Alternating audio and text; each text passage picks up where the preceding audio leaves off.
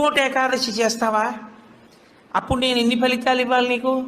23 ఏకాదశుల ఫలితం ఇవ్వాలి, అథవా ఈ ఏకాదశితో కలిపి 24 ఏకాదశుల ఫలితం ఇవ్వాలి. కానీ నేను ఒకటి ఎక్కువ అడుగుతాను, దానికి తగినంత నీకు ఇస్తాను. నేను అడిగిన ఎక్కువ చెయ్యాలి, నువ్వు అడిగిన దానికన్నా కొన్ని కోటి రెట్లు ఇస్తా. 3 కోట్ల ఏకాదశుల ఫలితం ఇస్తా. కానీ మామూలు ఏకాదశుల కన్నా విరుద్ధంగా నువ్వు దీన్ని చెయ్యి. ఎందువల్ల విరుద్ధంగా చేయవలసి ఉంటుంది 3 ఏకాదశి అంటే?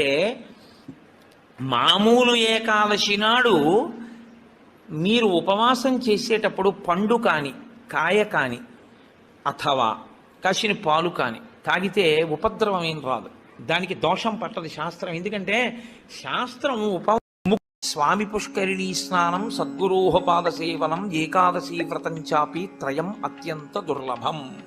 ఈ 3 చెయ్యలేరు అని చెప్తారు.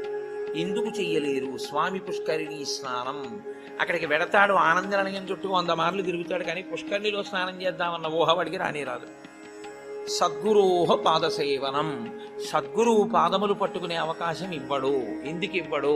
ఒక్కటే కారణం, నాకు అసలు కాళ్ళ నొప్పులే ఉండవంటాడు. ఆయన అసలు కాళ్ళు పట్టించుకోవడం ఆయన జన్మాంతరంలో ఆయన చేయడు. కాబట్టి అసలు గురువుగారి కాళ్ళు బట్టి అదృష్టం నీకు ఎప్పుడు వస్తుంది? నువ్వు ఆయన కాళ్ళు నిప్పిడితే కదా నువ్వు వీళ్ళు పట్టుకోవడానికి. కాబట్టి ఆయన కాళ్ళు పట్టుకునే అదృష్టం ఉండదు. సద్గురోహ పాదసేవనం, ఏకాదశి వ్రతం చాపి, ఏకాదశి వ్రతము చెయ్యలేడు. ఎందుకు చెయ్యలేడో తెలుసా అండి? మీరు అంగీకరించినా అంగీకరించకపోయినా శాస్త్రీయమైన, వేదప్రోక్తమైన, ఋషిప్రోక్తమైన ఒక పెద్ద రహస్యాన్ని మీకు ఇప్పుడు చెప్తా. ఏకాదశి వ్రతం ఎందుకు కష్టం? మీ అబ్బాయికి ఉద్యోగం వస్తుంది, సత్యనారాయణ వ్రతం చెయ్యి, చేస్తాడు. మీ అమ్మాయికి పెళ్ళి అవుతుంది, వ్రతం చెయ్యి, చేస్తారు.